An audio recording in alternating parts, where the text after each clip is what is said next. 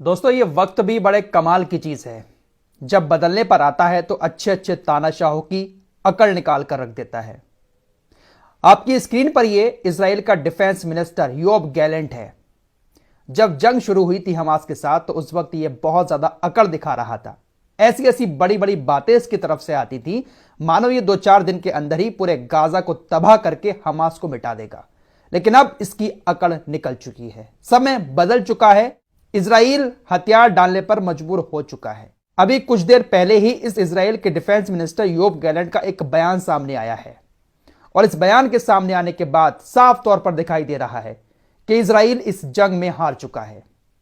जो अकड़ इन लोगों के अंदर थी, वक्त बदला और वक्त के साथ इनकी अकड़ भी निकल गई। दरअसल योब गैलेंट ने कहा है कि गाजा के अंदर हमारे सैनिक तैनात रहेंगे। जब तक इस जंग का कोई फैसला नहीं हो जाता, गाजा के अंदर हमारे सैनिक रहेंगे। हालांकि उनकी संख्या बहुत कम होगी।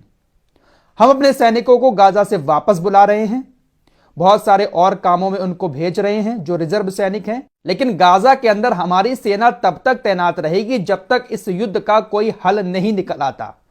अगर हम ये युद्ध नहीं जीत पाए तो हम मिडिल ईस्ट के अंदर नहीं रह पाएंगे।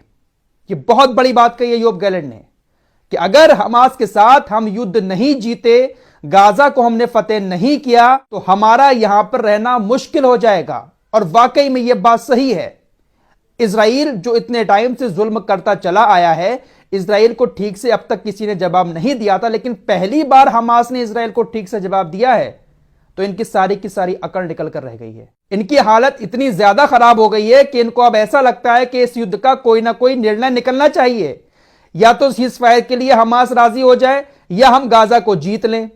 इन्होंने कहा कि अगर बीच में युद्ध छोड़कर हम खामोशी के साथ बैठ जाते हैं तो फिर हम मिडिल ईस्ट में नहीं रह पाएंगे। देख रहे हैं उन तानाशाहों की हालत, सारी की सारी अकड़ निकल कर रह गई है। भले ही इन्होंने गाजा के कितने भी मासूम लोगों को मार लिया हो, लेकिन इनकी हालत बहुत ज्यादा खराब हो चुकी है। इनको पता है कि हम चारों तरफ से घिर गए हैं। हुतीज ने समुद्र में घेर रखा है, लेबनान के बॉर्डर पर हिजबुल्लाह मौजूद है, वहीं हमास गाजा के अंदर बैठा हुआ है। इनको भी पता है कि अगर कोई हल नहीं निकला तो हम यहां पर सुकून से नहीं रह पाएंगे। और यही बात योब गैलेंट ने कही है। इजराइल की सरकार ने अपने सैनिकों को वापस बुलाना शुरू कर दिया है। कल से अब तक काफी सारे सैनिक वापस जा चुके हैं। रिजर्व डिवीजन के साथ साथ इजराइल के जो 551 रिजर्व पैराशूट कमांडर थे वो भी वापस जा रहे हैं। बख्तरबंद रिजर्व ब्रिगेड की 34वीं ब्रिगेड, इसके भी बहुत जल्द गाजा छोड़ने की उम्मीद जताई जा रही है। योब गैलेंट ने ऐसा इशारा दे दिया है। तो धीरे धीरे करके इजराइल अपनी सेना को वहां से समेट रहा है। अब इजराइल सिर्फ इतना ही करेगा कि हवाई हमले गाजा के ऊपर करेगा, क्योंकि इजरायली सैनिकों के अंदर अब इतनी ताकत नहीं बची है कि वो हमास का सामना जमीन पर कर सके। वही हमास के आज भी हौसले बुलंद हैं। हमास ये कह रहा है कि आने वाले कई महीनों तक हमारे पास इतने हथियार हैं कि हम इजराइल का सामना कर सकते हैं। वक्त की मार तो अब पड़ी है ठीक से इजराइल के ऊपर। दोस्तों, भले ही आपको बहुत सारी तबाही दिखती हो, गोदी मीडिया भी तबाही दिखाता होगा गाजा की, और वाकई में ऐसा हुआ है। गाजा तो पूरी तरह से खत्म हो गया है, हजारों लोगों की मौत भी हो गई है, लेकिन इजराइल भी इस जंग में कुछ भी हासिल नहीं कर पाया, बल्कि इजराइल पूरी तरह से अब घिर चुका है।